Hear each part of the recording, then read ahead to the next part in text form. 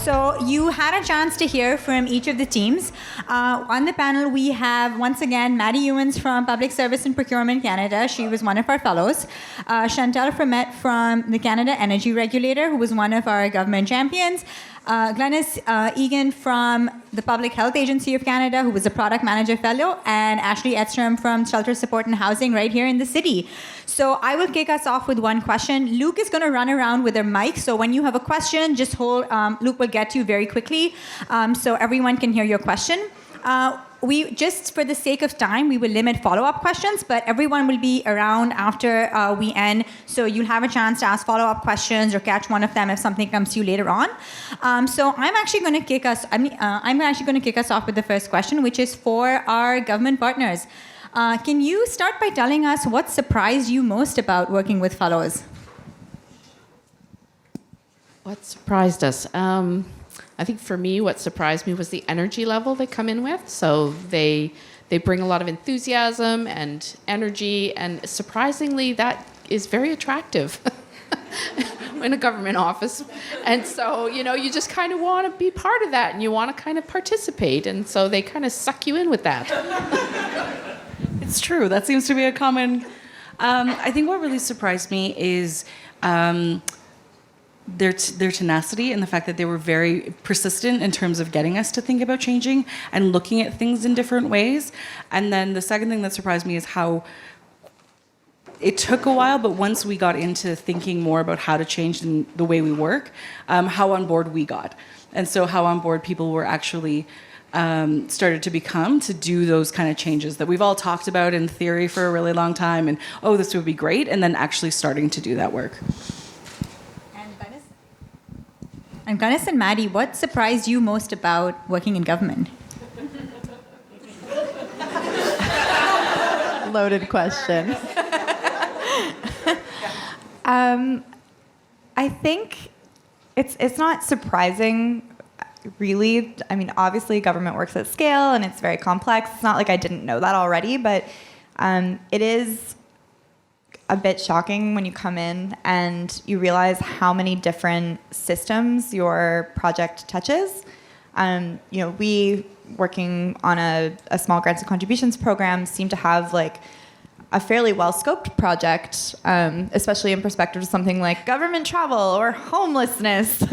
But even our small project seemed like the stakeholders just kept growing and growing and growing. So I think it was just kind of learning about all the people that are involved and all the policies and authorities and just the amount of collaboration that it takes.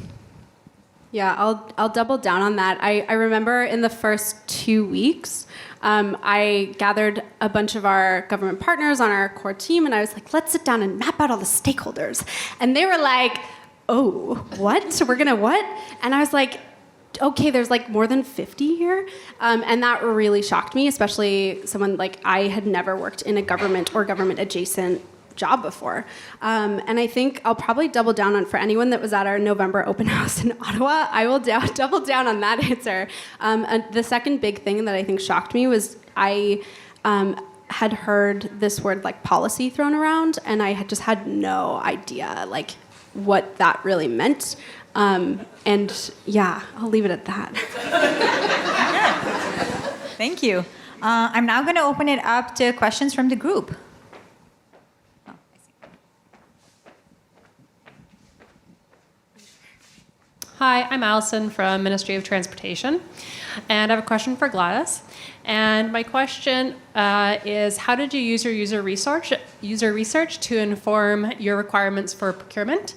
I come from an organization that tends to revert to custom build because we can control the design and all the delivery, but we want to leverage the vendor community more and products that are already available. And I'm just interested in learning, how did you manage that with the design aspect in the user experience practice?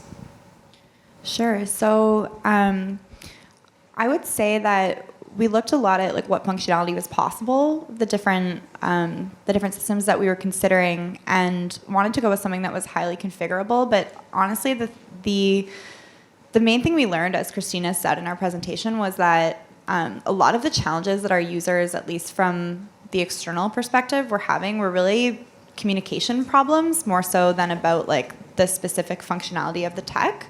And so that's why in the first place we really wanted to go towards software as a service, because the functionality was fairly basic and we could like play around with the configuration and, you know, test different ways of asking different questions and stuff. But what the user research really did for us was help understand where there were misalignments in the understanding of like the objectives of the program or the process that was to be followed between applicants and people on the program side. And then ultimately it was just a matter of sort of configuring our tech and like redesigning the forms themselves and stuff to make to sort of close that gap. Does that answer your question?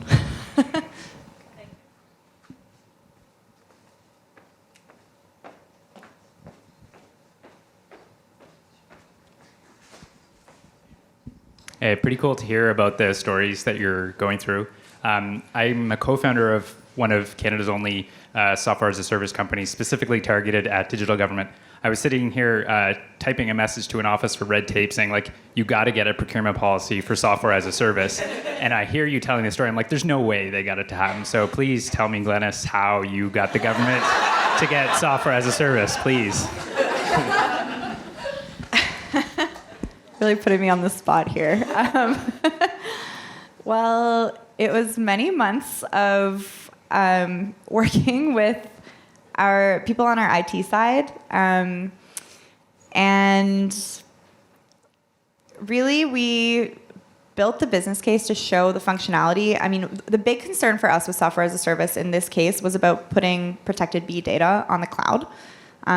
For people who are not super familiar with that, that's like about a security risk, basically. And so one of the things that we've done is really dig into the contents of the data that we're collecting and trying to understand like where there might be some leeway for us, and where there might be a lot of the information that would be protected B, like due diligence documents and stuff, are things that don't necessarily need to live in our grant management system because they're not referred back to in the way that other program data is. We're not collecting like personal information about the people in these projects. So it was kind of like a risk mitigation exercise in trying to go through all the data that we used and make the case to the different stakeholders, and then work with the different teams who own the forums to get this sort of the sign off to try something new. And if ultimately we're not able to eventually like integrate all that data into the system, like maybe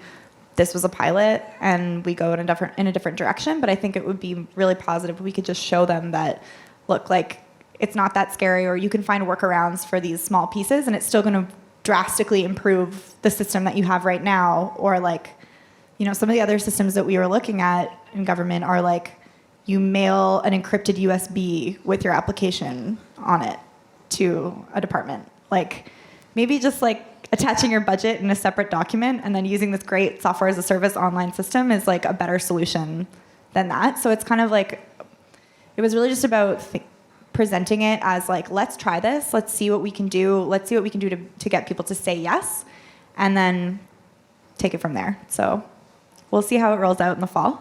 We'll keep you posted. Other questions? I'm going to come to the back next, so someone has to have a question. Thank you. Mario Franca, Shared Services Canada. Question for the government partners. Well, actually, we could use a double question, but for the government partners, did you feel that there was a mark left to your department beyond the project scope or beyond the deliverable that the Code for Canada team has delivered? So as far as culture, as far as different ways of thinking, did that stay behind? And are you seeing that as part of your culture now? And I would say for the Code for Canada folks, how does your stint within government influence how you work or how you think about your next steps in your careers? Yeah, I would say there was absolutely a change in how we're doing our work, and I think I'm really confident that that's going to continue.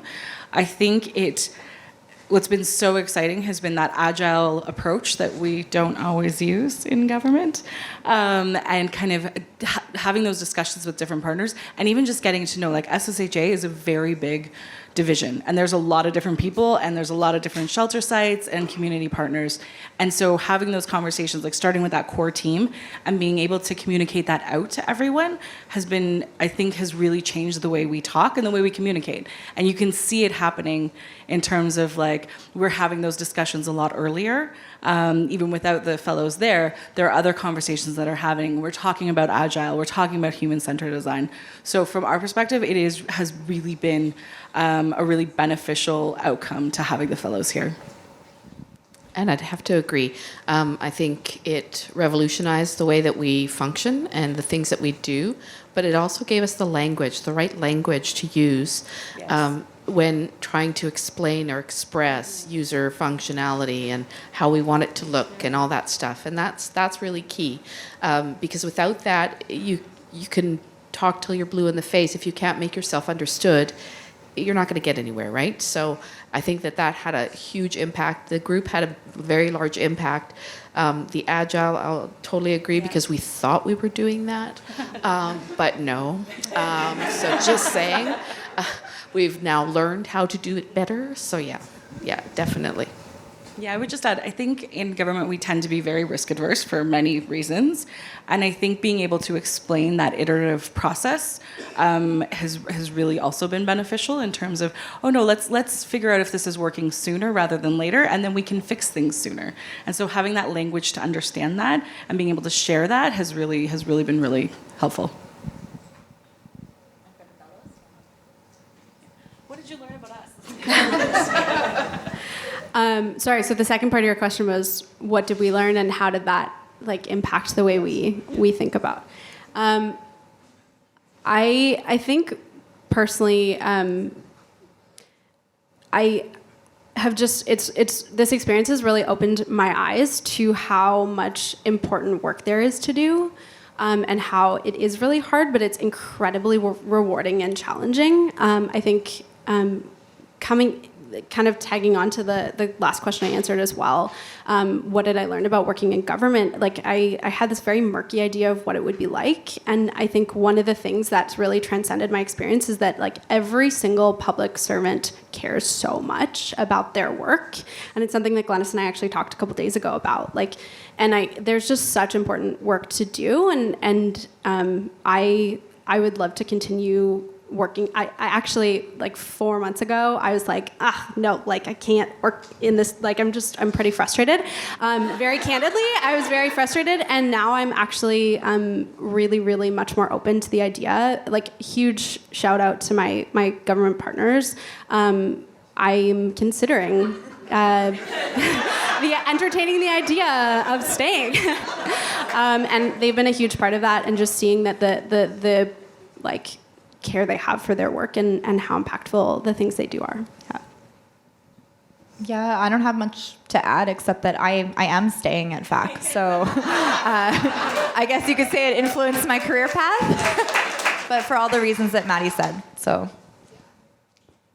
Who's got a question in the back? Luke, there's one here. Okay. Next time. I was standing in the back earlier. I have a question for, well, I guess Meha maybe, for Code for Canada. This is not part of the program. You're sitting up here, Meha. This is the third cohort. A fourth one's about to start. I'm just wondering what Code for Canada feels like it's learned from the fellowship program after 3 tries, and how it might change or adapt or... Leon, we'll discuss this later. So our 4th cohort actually began in January. So this is, they're already 6 weeks or 7 weeks into their fellowship, which is pretty exciting. What have we learned along the way? I think the first year, Leon was part of our first cohort of fellows, so you know what it's like. Yeah. So that's why he's famous. But I think there's a few different things. One is that I think we spent like a second or third year just like firming up some of our processes, trying to take the feedback that we receive from each cohort, make our onboarding stronger, making our coaching and support models a little bit better, and learning from what we were doing. And as we grow, what have we learned? I don't know. This is a tough question. I think we become better at supporting our fellows a little bit. So just thinking about how it is that we like take learnings from one cohort to strengthen our onboarding, as I said, to prepare them a little bit better. I think we always see, this is the one thing I've learned. Every single team is different, and every single team presents with a whole different set of challenges. And any of the fellows here, the cohort 4 fellows know this. So they'll say this. And I think it's about using the structures that we already have, and making things better for each team and supporting them, but also recognizing that the challenges that they face, each government team is different, each department is different, and each department has a different level of digital capacity. So their needs are a little bit different. And our fellows have to adapt to that. And we say it's like being agile, but it's a lot more than that. That's a word that people throw around. But it really is about, and I think that one of the things that we assess for is to say that you'll be met with a lot of surprises along the way. And they think that we're kidding, but we're not. And I think that that's something that we've learned along the way. It's just about being prepared for that difference. Yeah. Thanks, job. No more questions for me. No more questions for me.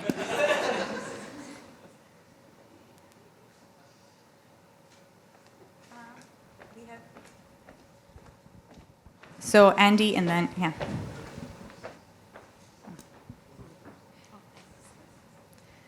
Hi.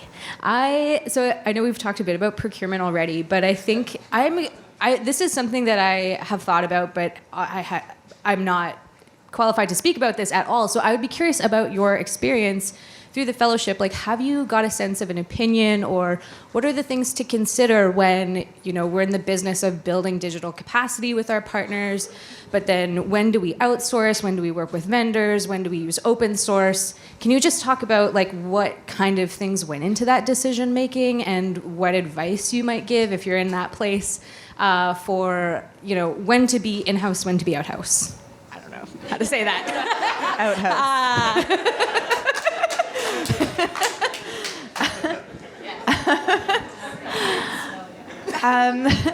Well, it's a long story, and we can definitely talk about it at length.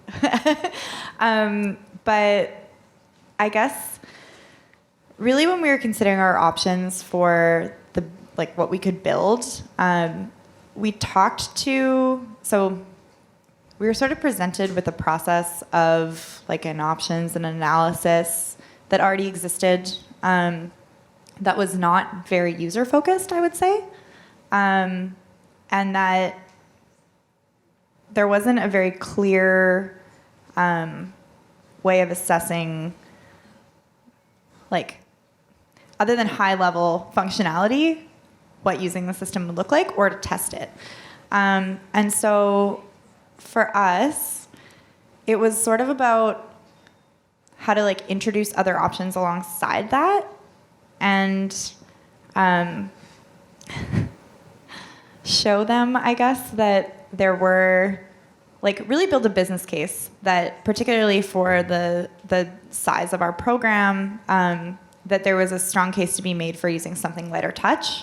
I think there's lots of and maybe Maddy wants to speak to this a bit. There's lots of reasons why a custom build would make sense in a lot of different scenarios. But I know for us, it was a lot about the size of the program, the time constraints we were working on, the functionality and the timelines really that we were going to get for a custom build. Yeah.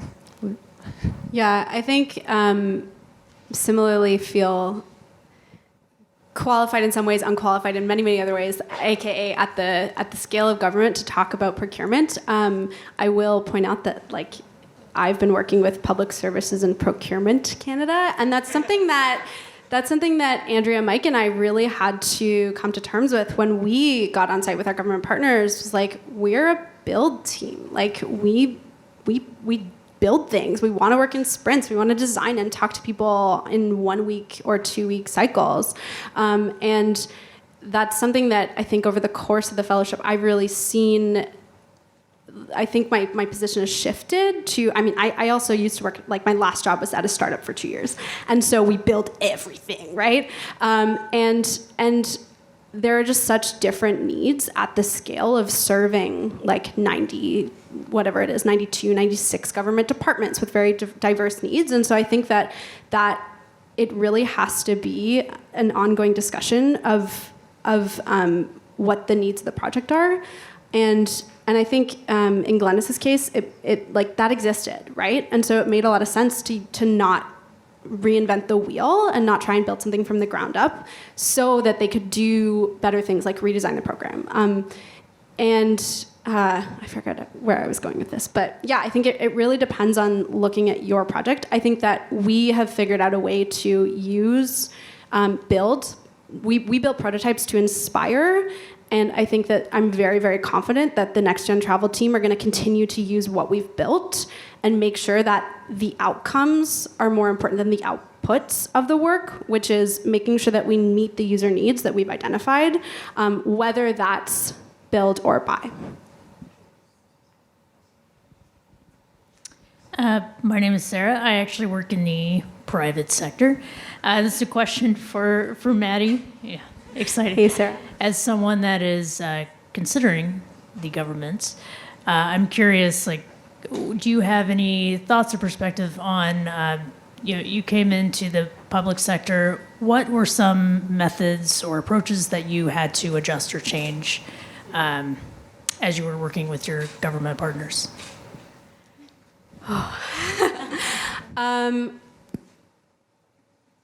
I think time scale was a big thing. So I came from a team that we rebuilt an entire company in 90 days.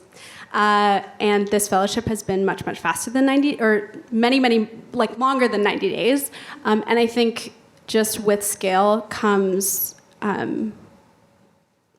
it takes a lot more time to reach out to people. And I think Glennys was just talking about stakeholders, like you really have to get buy-in and talk to people at scale. And sometimes those people aren't sitting next to you. They're sitting in an office halfway across Canada. And so I think just figuring out how to accept that sometimes these things take longer, but they're no less impactful. Just because you don't see the results so quickly. Other questions? We've got time for about one or two more. Oh my goodness. Now, see, you give someone a deadline and then everyone's like, yeah. There's one here. We'll get to you, Samir. Thanks. One of the government partners. Hi, guys. So nice to see you. As you know, there's a big gap between sort of the ideal of going digital and the current traditional culture in the government. If you were to give advice to, I guess, the 5th series of cohorts going in and ask them or advise them on where to start in terms of a culture change with your partners, I'm wondering if you have any lessons learned. I'm putting on the spot right now. You have any lessons learned for what you would share with the cohorts on what to change first or what to tackle first? I think making sure everyone is on the same page at the beginning, and not just the people that are necessarily going to be in that core government group, like that's going to be going and doing the onboarding. It's making sure that, I think if I could go back, that's one of the things I would probably do a bit differently, that I would really recommend, is let people know ahead of time the change.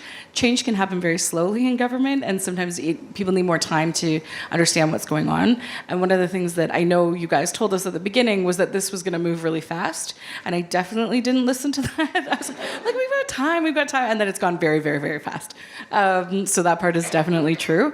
But I think, getting that buy-in before the fellows actually come on board, and kind of sharing that information as you go along. So even though you may not necessarily, like in our situations, some of the operations teams actually in shelter sites didn't necessarily know about what we were doing until we were already doing it and introducing them to the fellows.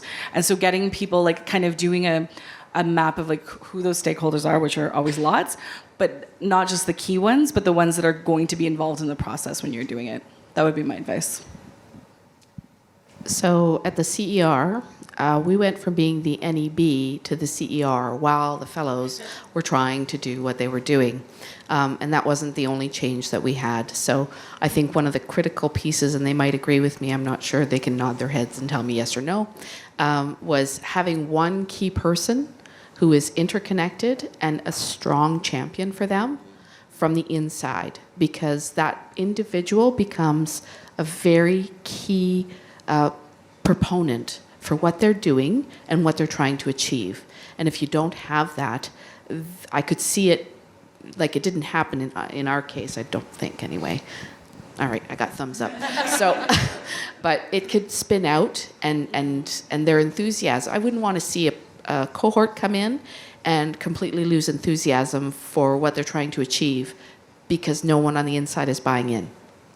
So that would be my advice. Yeah, there's one here and then Samir. We have time for two more.